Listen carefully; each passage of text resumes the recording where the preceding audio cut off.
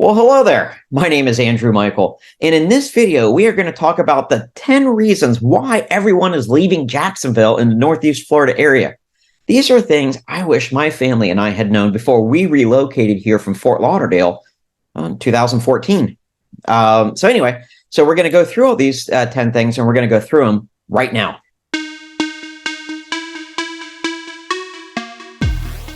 All right. So number one, and this is probably the biggest reason I see people who move here from like somewhere far away and then go back, is they miss their old family. They miss their life. I don't mean their old family, but they miss their old life. They miss the family who stayed behind, all that kind of stuff. That doesn't mean it's going to happen to you, but it is a consideration. So before you move here, if you have young children or if you have, something like that, where you depend on those other family members, you may want to take that into consideration before you move down, or well, I'm assuming you're moving down, but before you move here. So that's the number one thing. I don't want to spend too much time on it, but so just make sure before you come here. Like I would come and spend about a week and not doing touristy stuff, but just kind of like go to the grocery store or go to the beach. That is touristy, but we do that here. So cool.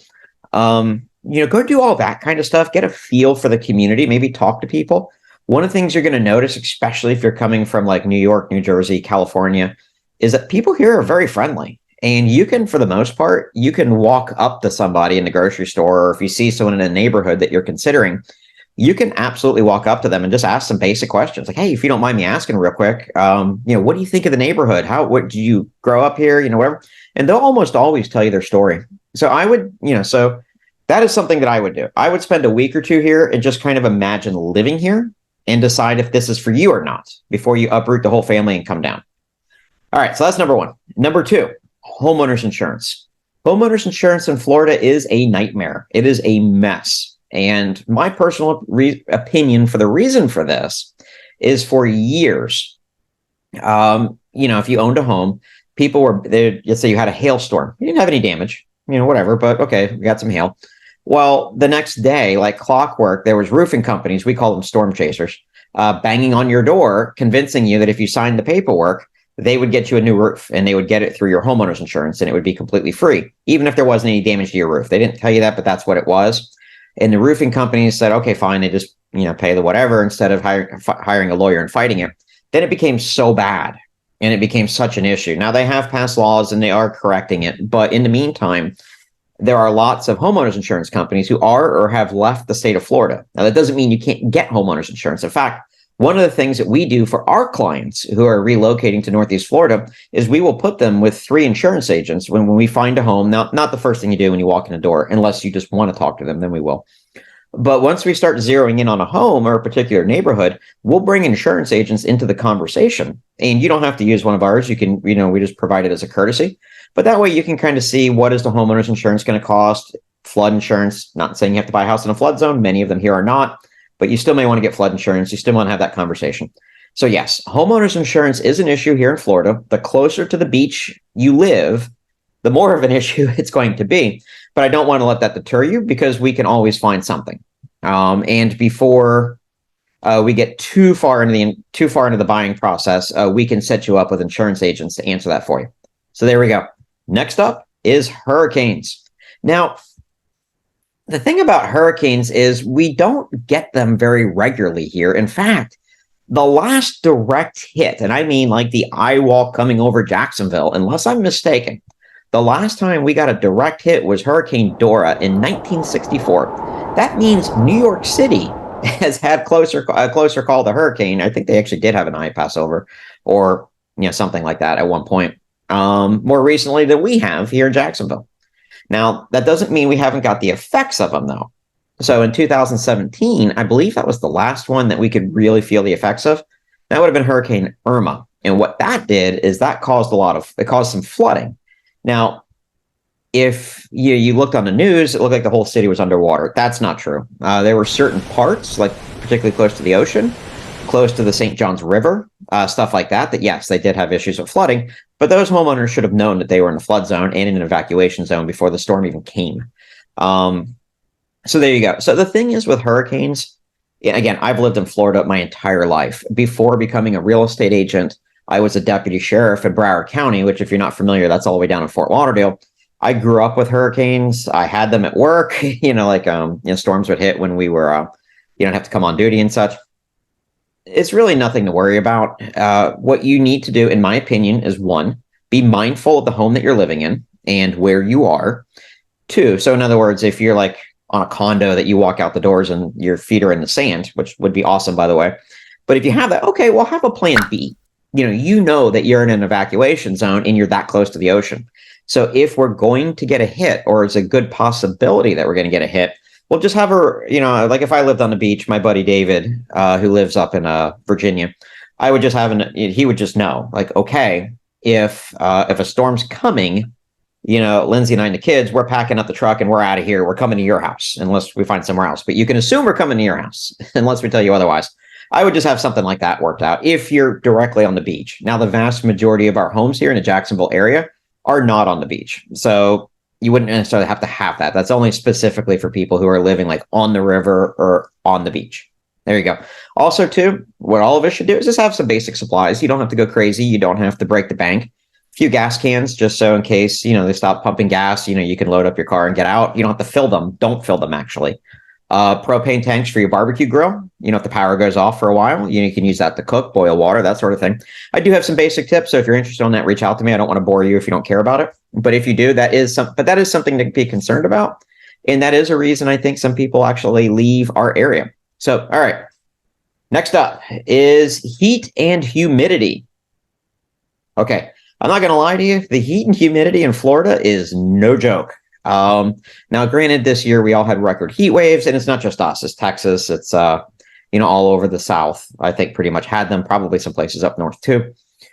If you're used to like Michigan summers or something, okay, again, you may want to come down here in August and check it out and see, is this going to be too much for you? And for some people, in all honesty, it is. So it's not a joke. If you're not used to it, you may want to come down and again spend a week here in the summertime and just go outside and see, is this going to be a problem for you? And be honest. Now, on the flip side, if you think it might be, think it's not, well, then go up north in like January, February and see if that's a problem for you. Because I guarantee you're going to want to be here then and not there.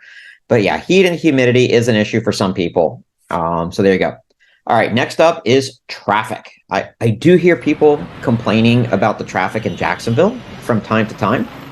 And it depends where you're coming from. If you're coming from like a rural area or somewhere where, you're just not used to a lot of traffic, then yeah, it might be. But on the other hand, if you're coming to us from like Atlanta, DC, New York City, urban parts of New Jersey, any of those kind of areas, then you're not going to think our traffic's that bad. I drive through the Jacksonville traffic literally every day. And now there are some tips and tricks. For instance, let me show you something on the map.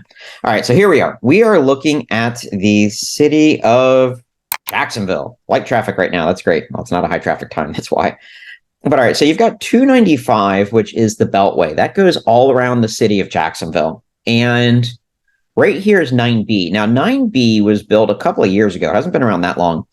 And it's great for, especially like if you're coming from St. Johns County on the west side, you just jump on it and it takes you right over into 295. So that's really nice. Or if you're going the other way. All right, so right here is where 9B and 295, and there's a reason I'm telling you this. Let me kind of show you, go with that. So here, this area here can have, now all areas can have some traffic, but right here is one in particular that does. And there is an expressway lane. So I want to say it's like 50 cents. Use a SunPass. And yeah, so if you don't need it, like if you're coming, like if you're coming in like, late in the evening or like during the day, you don't need the express lanes in my opinion. But, take it, whatever. But if you're in the, but if you're coming through at prime time traffic times, in my opinion, it's 50 cents well spent. In fact, I usually do it at least once a day sometimes. So yeah, so you just jump on the, when you get over into this area, you'll see the sign for the express lane. It's all the way in the left-hand side. Get up in there. That will definitely get you there faster. Another thing is there are some neighborhoods that don't have traffic lights yet. And these ones are hit or miss. You could be on Zillow all day long looking at houses. You're not going to see this. And like there's one in particular called Wells Creek off of US 1. Here's a photo I took, or actually my daughter took when we were driving by. Sorry, I couldn't get a better one, but just kind of give you an idea. The problem with the community is the community itself, if you're interested in it, that's great. Whatever, that's not what we're talking about here. But the problem is there's no light there. And so you can come in and out of it all day long, no problem. But if you're trying to come out in the morning, when rush hour traffic is kind of starting on the US 1, because there's no light there, you're going to sit there for a while before you come out. And that's actually one of the things that we do on our team. When we have people call us to relocate, which by the way, we have people call us every day relocating from all over the country. We absolutely love it. So give us a call, shoot us a text, send an email, whatever works best for you. We got your back, and we'll definitely help make this a smooth transition. But with that out of the way, so anyway, when you get to that intersection there, you can't make the right-hand turn unless there's a break in traffic, and you'll sit there forever. And so, that is something you kind of want to be careful. So overall in Jacksonville, I don't think that the traffic is that bad, but there are some caveats to that. And it does, of course, depend on where you're coming from and what constitutes bad. So there we go. All right, so let's move on. Next up is flooding. So, the oldest saying in the world is like, hey, if you believe that, I've got some land in Florida to sell you, i.e. a swamp. And so what I'm saying that for is a lot of what we live in, not everything, but a lot of it was at one point a swamp. And so a lot of it was built up out of it. So sometimes the older homes, or maybe some homes right on the St. Johns River or right on the ocean, kind of like we talked about before, some of those are in flood zones, and sometimes you have some random homes throughout the city that are in flood zones. So you definitely want to keep an eye on that. Now, that is something, again, that we can help you with when we're out looking at homes. In fact, there's some neighborhoods and some types of homes, it's just the way it is. We have that conversation before we even go out there, because if it's a no-go, then, whatever. But, we're out looking at homes and, we're corresponding back and forth with them. That's one of the things our team does, is we'll look and make sure it's not in a flood zone. And if it is, we'll let you know. And if you're still interested, then we'll get a tentative flood quote from you from an insurance agent. So, but yeah, just know it's not the, whatever, but floods do happen in the Jacksonville area. And so you just need to be mindful of it. Next up is property taxes. Now, you're probably asking me like, well, hey, Andrew, one of the reasons we're coming to Florida is because we don't want to pay state income tax. So why are you bringing up taxes in Jacksonville as a bad thing? Well, here's the deal. The entire county of Jacksonville is incorporated. So even if you're in the west part of Duval County or the west part of Jacksonville, and it looks rural, and it is, you're still in the city because it's incorporated. And what makes that different is, let's say you come down to St. Johns County. Well, in St. Johns County, it's the exact opposite. The majority of the county is actually unincorporated. So your tax rates are lower. So if you look on the screen here, I did two tentative estimations. Like, let's say you lived in the city of Jacksonville and you owned a house that was taxed at $600,000. Now, property taxes in Florida is a bit of a science fair project as far as who pays what and homestead exemption and who's exempt. And I'm going to leave all that alone because that's universal through the state of Florida. But what I am going to show is, if you look on the screen, here's a house in St. Johns County, unincorporated, that's valued at $600,000.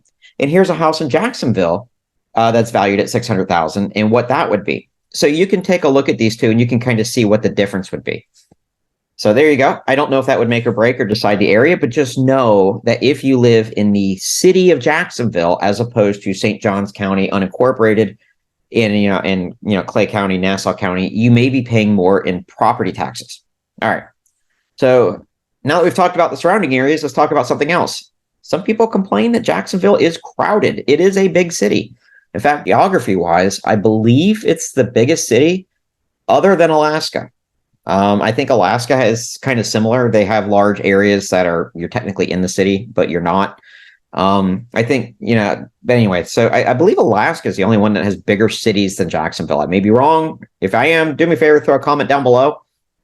And I'll take a look. I may be wrong. I am sometimes. But anyway, so yeah, Jacksonville's one of the biggest cities.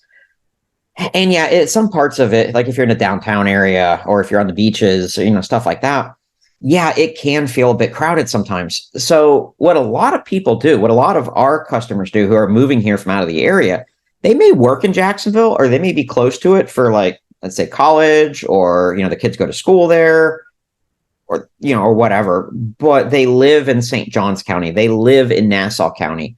And so that way they're not quite as crowded. In fact, we did a bunch of videos on a community called Southern Pines. Now that's up near Callahan, which is in the southwest part of Nassau County. You can literally buy a brand new home on a 1 acre yard for less than what some of the houses in Jacksonville will cost, all crammed together in tiny lots. So if that's your thing, if you want the 1 acre lot, you want the space, but you work in Jacksonville, all's not lost. We can still help you there. So if you look down below in the comments, I'll have a link to that video. It's called Southern Pines. Check that out. And I've done several videos in that community, so you can look at those. And again, you always feel free to give us a call, shoot us a text. We would be more than happy to help you with that. But moving on. All right. So we've talked about crowded. Last but not least is it is not walking friendly. So, or pedestrian friendly. Is that how you word that? Pedestrian friendly, walking friendly? All right. So my buddy, who I've already alluded to him, he lives up in a DC area. And, you walk out of his house and, it's pretty cool. Like he was watching our kids. And so Lindsay and I went and had a date night, and we ended up in front of the Marine Corps Commandant's house on 8th and I. Damn, I'm a Marine veteran myself. So I thought that was pretty cool. But anyway, you walk out his door and there are restaurants, there's markets, there's the subway if you want to go see the whatever. It's all right there. Jacksonville's not like that. Number one, we can't really have subways because if you go underground, you're going to be underwater. So I do think at one point we had an underground train station. Don't know how we did that. It's long gone now. But anyway, so subways are not really a thing here. Now, if you happen to live in the downtown area, or some neighborhoods like Nocatee, for instance, has like the town center area. They're not the town center in Jacksonville, but the town center there in Nocatee. Well, yeah, you could walk to a few things, but it is not going to be like Manhattan or Washington, D.C., where anything, you don't even need a car. In fact, if I lived in one of those places, I don't think I would have one. Maybe I would, maybe I wouldn't. But here in Florida, you're definitely going to need a car. So there you go. Those are the top 10 reasons that I see people who move to Jacksonville and leaving, or maybe buying a house here and then relocating. Hopefully it doesn't happen to you. If you have any questions, concerns, feel free to make a comment below. If you got any value out of this video, then go ahead and do me a favor and subscribe so you can be the first to see when we release new ones. And yeah, and by the way, and after this video, if you're interested, is the one on Southern Pines. But we have a ton of other videos too down in the description. So take a look and see what would help you best. Thanks a lot. My name is Andrew Michael. I appreciate your time, and I look forward to meeting you in person. Take care.